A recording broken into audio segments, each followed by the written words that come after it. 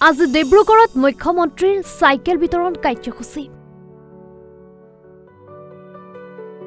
নৱম শ্ৰেণীৰ ছাত্ৰ-ছাত্ৰীৰ বাবে বিনামূলীয়া চাইকেল বিতৰণ কাৰ্যসূচীৰ শুভাৰম্ভ কৰে মুখ্যমন্ত্ৰী ডক্টৰ হিমন্ত বিশ্ব শৰ্মাই। এইবাৰ ৰাজ্যৰ প্ৰায় ৩,১৭,০০০ ছাত্ৰ-ছাত্ৰীয়ে লাভ কৰিব চাইকেল। লগতে চৰকাৰী আঁচনিসমূহৰ বাবেও বিদ্যালয়ত ড্ৰপ আউটৰ সংখ্যা যথেষ্ট হ্ৰাস পাইছে বুলিও মন্তব্য কৰিছে মুখ্যমন্ত্ৰীগৰাকীয়ে।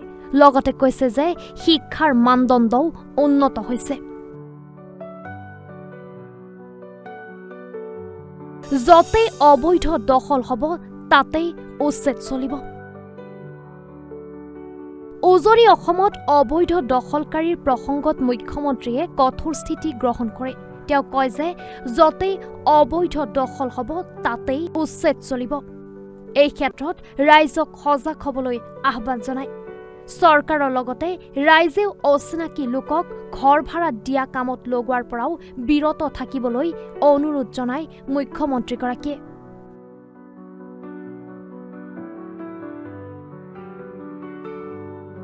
কাইলৈৰ পৰা আৰক্ষীৰ কাম শেষ হ'ব, আদালতৰ কাম আৰম্ভ। ডিব্ৰুগড়ত মুখ্যমন্ত্ৰীগৰাকীয়ে SITৰ তদন্ত প্ৰক্ৰিয়া সম্পৰ্কেও গুৰুত্বপূৰ্ণ মন্তব্য কৰে।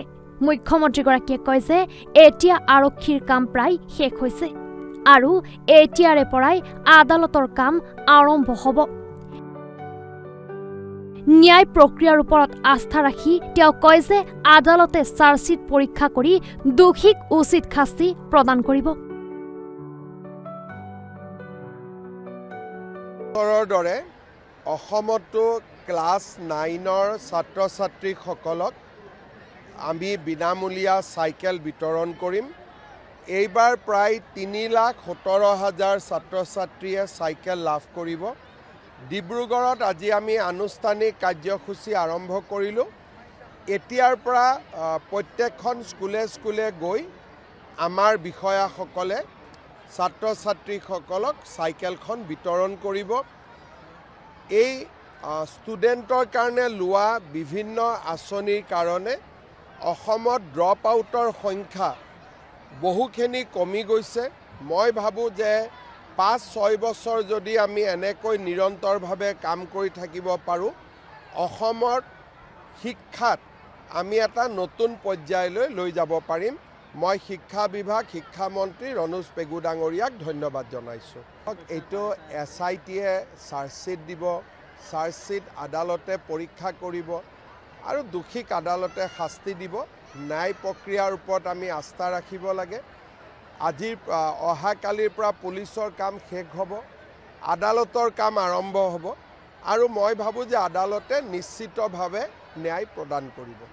প্ৰক্ৰিয়া চলি আছে, খালি ভোটাৰ লিষ্ট, পাব্লিকেশ্যন, ফাইনেল নিৰ্বাচনী আয়োগে প্ৰক্ৰিয়াটো চলাই ৰাখিছে। আমি যিমান সোনকালে পাৰোঁ নিৰ্বাচনটো কৰাৰ বাবে চেষ্টা কৰিম।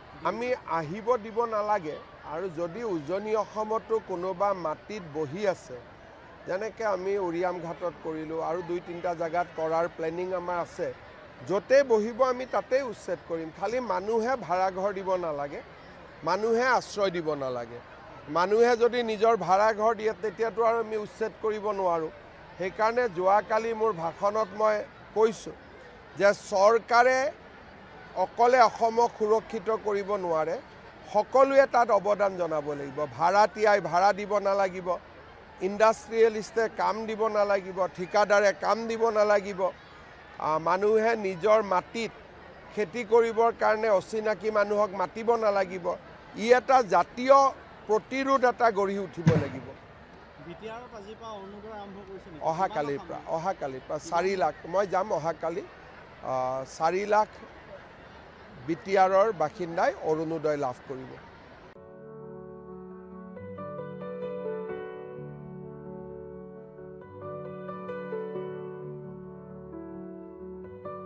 ডিব্ৰুগড়ৰ পৰা আতিকুৰ ৰহমানৰ ৰিপৰ্ট, এনি ভাৰত 24।